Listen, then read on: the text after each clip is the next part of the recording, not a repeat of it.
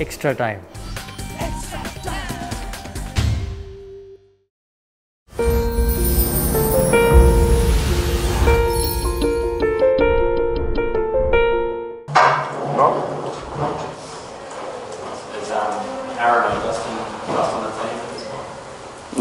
No, I'm no selector, so I've got no idea who or what we're going to run out with tomorrow. So, but it'll be exciting though. Have you managed to have a look at the track? Literally, we just arrived straight off the bus, so I haven't had a look. We obviously haven't had lunch yet, so we'll have a good training session and get ready to go tomorrow. Kev, I was just going to ask him about the track. Do you think he'll play similar to what might have been during the Test match a couple of years ago? I hope not. To be honest, I haven't been back here since the Test match, so I've got no idea what the wickets. I haven't even looked at it, so once I have a look at it, I'll get a better understanding of it. But yeah, looking forward to it. I dare say it'll be hopefully another great game of cricket. Nathan, in the 4 games, 2020s and 2 ODIs, the bowlers have really done well so far. So could you talk us through the kind of preparations that you did coming into this tour? Because from the first match, you guys hit the right length, which may not be easy for a team coming in to sort of do that. So could you just talk us through the kind of work that you put in?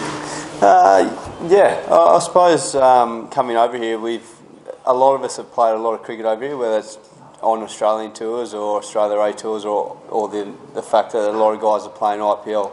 I think we've played a lot of cricket here. The communication in the group has been unbelievable, and we're working our backsides off at training. We're training the house down. We're wanting to get better. We're a young cricket side, and especially pretty young bowling attack as well. So we're just trying to get better in each and every day and challenge ourselves against some of the best players in the world in their conditions. So I think our communication's been a big thing, and it's just our willingness to adapt to different conditions and to play different roles throughout the whole game. So, India just another win away from buckling down another series win. Why do you think they're such a dominant force at home? And how is the mood in the Australian camp after that nerve jangling loss? You're almost so close to the finish line, the lead in the series. Obviously it was disappointing to not get over the line, but get so close to India in their home conditions here. Obviously they've got some absolute superstars. Obviously you got a legend like MS Dhoni still running around, still controlling their back end of their innings through the whole tempo. But and you look at Virat Kohli, in my eyes, in my playing era, he's probably one of the greatest cricketers that's going to play in my playing era. So obviously they've got some absolute superstars in their side, and we're a young side learning, but we're getting better, and we're looking forward to the challenges that lay ahead.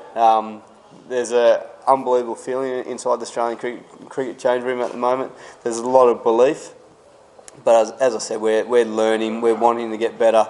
And this series isn't over yet. We believe that we can still come out and win this series, and we've got no other option. We've got to believe that we've got to come out here and win 3 games. It's going to be one hell of a challenge. We're playing against one of the best sides in their home conditions, so it's exciting, but it's a great challenge for us. Nathan, you're the premier spinner in Test cricket in the world right at the moment, but you haven't had a longer regular run in ODI, so has that put extra pressure on you, or has that altered your approach towards limited overs cricket? No, it hasn't put extra pressure on. I'm really enjoying being back playing the shorter formats and being back in the coloured clothing for Australia.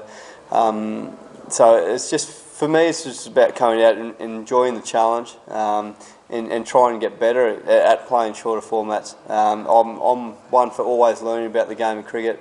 I want to get better each and every day I come out to bowl. So so there's added pressure, I guess, but there's none that I'm putting on myself. It's just about me coming out here, preparing well, and playing my role for the Australian cricket team.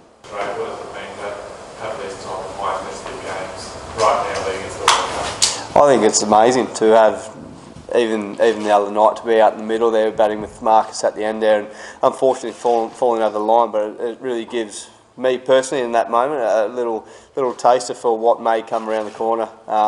You always want to be put put in those challenge environments as a professional sportsman. You want to challenge yourself against the best under extreme amounts of pressure, and that's where you see people really stand up or don't really cope under pressure. So I think it's a great experience for the Australian cricket side. But as I said, we're a young side, and if we can keep learning off these experiences, hopefully they'll put us in good stead for the World Cup and games moving forward. I think MS Dhoni has a stand name after him now. Is there a ground around the world that would you like to have your name on? I don't think there'll be a ground anywhere in the world that have my name on it, but obviously MS Dhoni and Nathan Lyon are totally two different characters, and he's an absolute legend of the game, so I'm not comparing myself to him.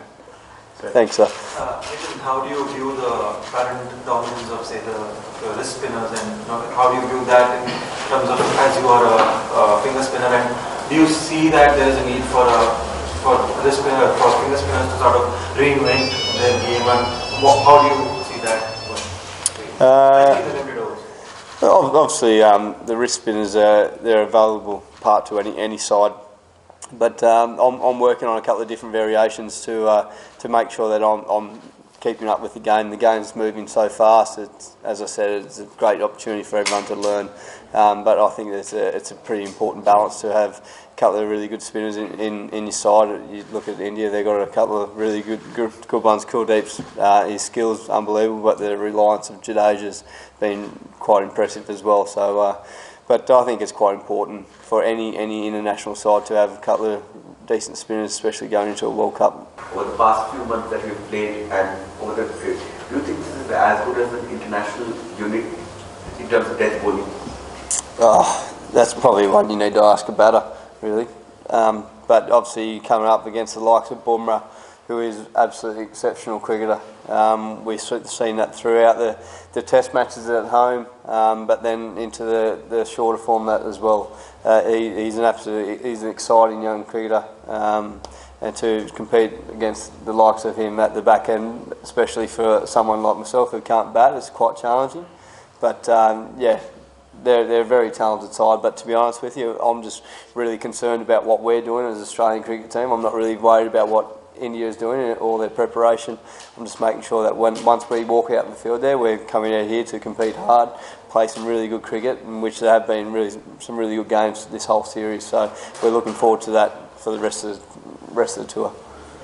Nathan, you spoke about belief that Australian team still has enough belief, but over the past several months we have seen the team is struggling under pressure, especially as far as batting is concerned. And also, do you think that this comes as effort to toning down aggression, on-field aggression? It is also affecting the team's performance. I'm not sure if you'd say choking. We're playing against one of the best sides in the world. I think a choke's a pretty strong word. We're a young cricket side and we're trying to get better. We're learning about the game on the training field. So I think it comes down to having these experiences, which is going to be absolutely brilliant in leading into a high-pressure environment such like the World Cup. So I don't think the chokes are the right word. I think we're competing against one of the best sides in the world, and I think we can get better. And it's been a close contest. If you actually break down the game, and I've just come from a team meeting, if you break down the game into all the little numbers that we look at, it's quite close. I think a lot of people would be surprised how close it is. So, but as I said, we're learning and we're trying to get better, and we are getting better. And I know everyone in that change room, batter and bowler, fielding, they've got my support, and everyone's supporting that change room. So there's a great feeling inside the Australian cricket change room at the moment. So there's a lot of belief. Nathan, you spoke about training the house down, and we've always seen Sriram with the nets, like Marcus Stoinis sweeping the ball, practicing even minutes before the match. So, I mean, could you just speak about how Sriram's influence has been on you in a personal front and also in Zampa? Shree's been great. Obviously, he knows these conditions inside out, and he's passed on some great knowledge about the Indian batsmen and the way they go about their business. So, to have inside knowledge like Shree has been absolutely exceptional for our batters and also our bowlers, whether that's fast bowling or spin bowling. Personally, I've really enjoyed talking to him about variations and the way that you can try either defend or attack a batsman. So he's been great for personally my mindset. Okay, last question. Bounce is so important to you, and some of these pitches probably negate that. How do you sort of encounter that coming into this series, especially in the white ball format when there's not many catches around the bat where you get a lot of your wickets from in sort of the longer format of the game?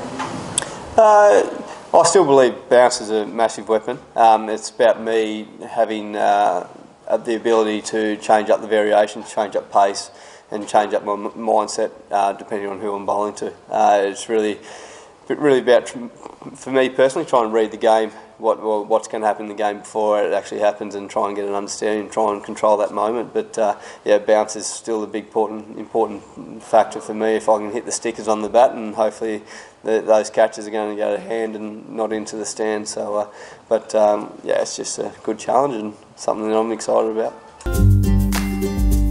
Hit the subscribe option and the bell icon to get all the exclusive sports videos on Extra Time.